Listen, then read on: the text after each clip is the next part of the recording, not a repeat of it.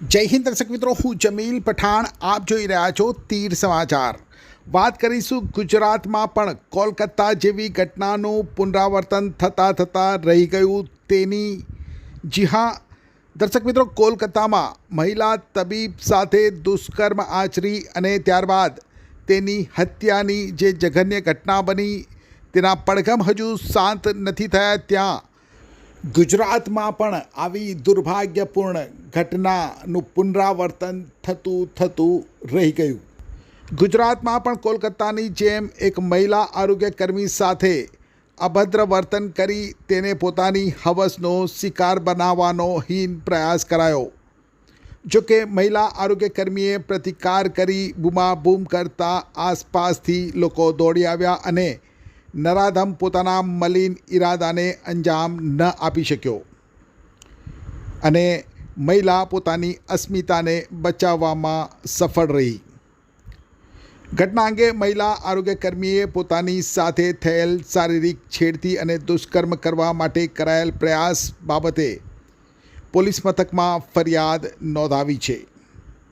વિગતવાર વાત કરીશું તો છોટાઉદેપુર જિલ્લાના કરાલી પોલીસ મથક વિસ્તારના એક સરકારી પ્રાથમિક આરોગ્ય કેન્દ્રમાં ગત તારીખ 20મી ઓગસ્ટના રોજ સાંજના સમયે ફરજ ઉપરની સ્ટાફ નર્સની એકલતાનો લાભ લઈ એક શખ્સ આરોગ્ય કેન્દ્રમાં ધસી આવ્યો હતો. આરોગ્ય કેન્દ્રમાં આવેલ આ શખ્સને જ્યારે આ મહિલા આરોગ્ય કર્મીએ સ્ટાફ નર્સે પૂછ્યું કે ભાઈ તમને શું થયું છે, ત્યારે એણે કોઈ પણ પ્રકારનો જવાબ ન આપ્યો અને સીધી આ મહિલા આરોગ્ય કર્મીને પોતાની બાથમાં ભીડી લીધી હતી.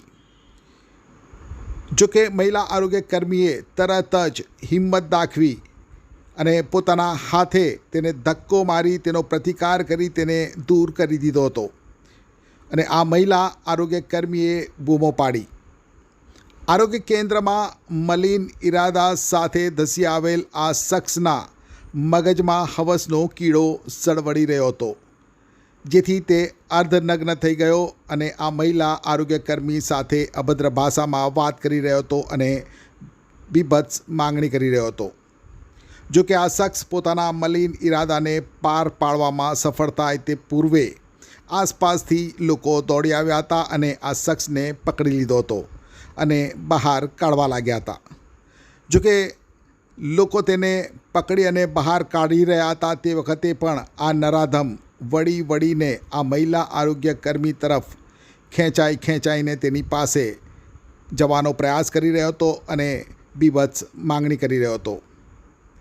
ત્યારે બળજબરીપૂર્વક તેને પકડી તેને આરોગ્ય કેન્દ્રની બહાર કાઢવામાં આવ્યો હતો. ત્યારે જો મહિલા આરોગ્ય કર્મીએ હિંમત દાખવી ધક્કો મારી તેનો પ્રતિકાર ન કર્યો હોત અને બૂમો પાડતા આસપાસથી કોઈ ન આવ્યું હોત તો કોલકાતા જેવી ઘટનાનું અહીં પણ પુનરાવર્તન થઈ ગયું હોત.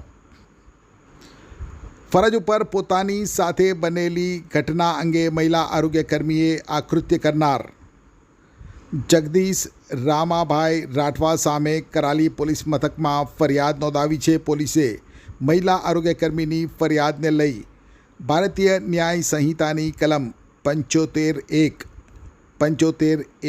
I મુજબ ગુનો નોંધી અને ગણતરીના કલાકોમાં આરોપી જગદીશ રાઠવાને રાઉન્ડ અપ કરી લીધો છે. ત્યારે આ મામલે શું કહી રહ્યા છે સર્કલ પોલીસ ઇન્સ્પેક્ટર SD કલારા, આવો સાંભળીએ. ગઈ તારીખ 20/8/24ના કલાક 19:00 આસપાસ કરાલી પોલીસ સ્ટેશન ખાતેના પ્રાથમિક આરોગ્ય કેન્દ્ર ખાતે એક ઈસમ દ્વારા નર્સની છેડતી કરવામાં આવેલી જે બાબતે કાયદેસરની ફરિયાદ નોંધી આરોપીને પકડવાની તજવીજ હાથ ચાલુ છે.